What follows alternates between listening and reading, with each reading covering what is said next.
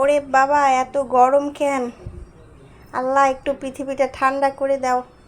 Hello everyone, আসসালামু আলাইকুম। Welcome to moms kitchen and blog. সপ্তাহখানেক ধরে এত গরম পড়ছে আমাদের এই দিকে, একদম সহ্য সীমার বাহিরে চলে গেছে। আপনারা কে কোন অঞ্চল থেকে দেখতেছেন আর আপনাদের ওখানে গরম কেমন কমেন্টে কিন্তু জানাবেন। সকালবেলা ঘুম থেকে উঠেই দেখি আব্বু পুরা গরমের আরাম খাবার নিয়ে আসছে। গরুর মাংস, চিংড়ি মাছ, এগুলো খাইয়ে গরমে আরও লাফাইতে হবে। এগুলো খুব ভোর ভোর নিয়ে আসছিল, কারণ আম্মু স্কুলে চলে যাবে, আমি এগুলো একা গুছায় রাখতে পারবো না। আম্মু সেগুলো সব গুছায় তারপর স্কুলে চলে গেছে, আর রান্নাও করে রাখা গেছিল। তো আমি শুধু সকালবেলা উঠে বেগুন ভাজি করছিলাম আর আলু ভর্তা করছিলাম। আম্মু দুপুরে রান্না করে রেখে গেছিলো, এই যে ডিম আলু ভুনা করে রেখে গেছিলো, ডাল, এগুলো রান্না করে রেখে গেছিলো। আরও যেন কি রান্না করছিল। এই গরমের মধ্যে রান্না করাটা খুবই কষ্টের ব্যাপার, চুলার কাছে থাকা খুবই কষ্টকর। আম্মুকে বললাম, এত সকাল সকাল তুমি উঠে রান্না কেন করলা, আমি তো করতে পারতাম। তারপর বললো, না থাক, রান্না করতে এই গরমে অনেক কষ্ট, আমি করে যাই। আসলে মায়েরাই হয়তো এমন হয় যে শুধু কষ্টটা বুঝতে চায় বা বুঝে। এছাড়া পৃথিবীতে এমন একজনকেও পাইলাম না যে কষ্টের কাজ এইটা থাক তোমারটা আমি করে দেই। কষ্টের কাজটা সবসময় অন্য মানুষের উপরেই চাপায় দেয়া হয়। 7 বছর কাছাকাছি, 6 বছর প্লাস এরকম সময় ব্যাচেলর জীবনযাপন কাটাইলাম।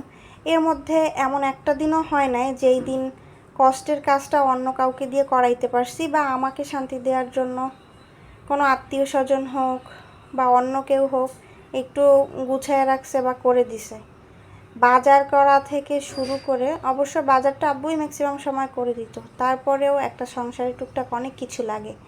যেহেতু একটা ফ্যামিলি বাসায় আমি ছিলাম, সেইগুলো সব করা, পড়াশুনো করা, প্রাইভেট পড়া, রান্না করা, একটা বাসা ফুল ক্লিন রাখা, এটা অনেক কষ্টের কাজ ছিল। একটা সংসার সামলানো প্লাস পড়াশোনা, দুইটা কাজ যখন এতটুকু বয়সে করতে হয়েছে, তখন এটা অনেক কঠিন মনে হইতো। মাঝে মাঝে কষ্টে একা একা কান্না করতাম, কিন্তু বাসায় বলতাম না, তাইলে বলবে যে থাক, এত কষ্ট করার দরকার নেই, চলে আসো। কিন্তু চলে আসলে তো আসলে আর পড়াশোনাটা হইতো না। কিছু পাইতে হলে কিছু স্যাক্রিফাইস করতেই হবে। এখন আলহামদুলিল্লাহ নিজের জীবন চলার জন্য যতটুকু কাজ দরকার এই সব কাজটুকুই আমি পারি।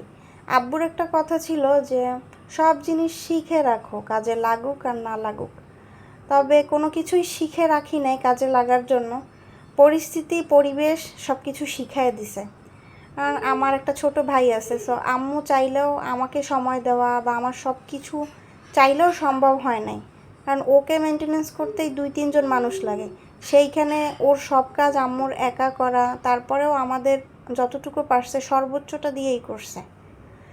তো এত কিছুর মধ্যে থেকে একদম স্ট্রাগল করেই এই পর্যন্ত আসছি। যতটুকু আসলে শিক্ষা নিতে পারছি, আমি শুধু শিক্ষা জীবনের কথাই বলছি, আর শিক্ষা নিতে বাসার বাইরে থাকার কারণে পারিপার্শ্বিক মানুষজন, আত্মীয় স্বজন, বন্ধুবান্ধব অনেক কিছুরই কাছ থেকে আমার চেনা হয়েছে, দেখা হয়েছে।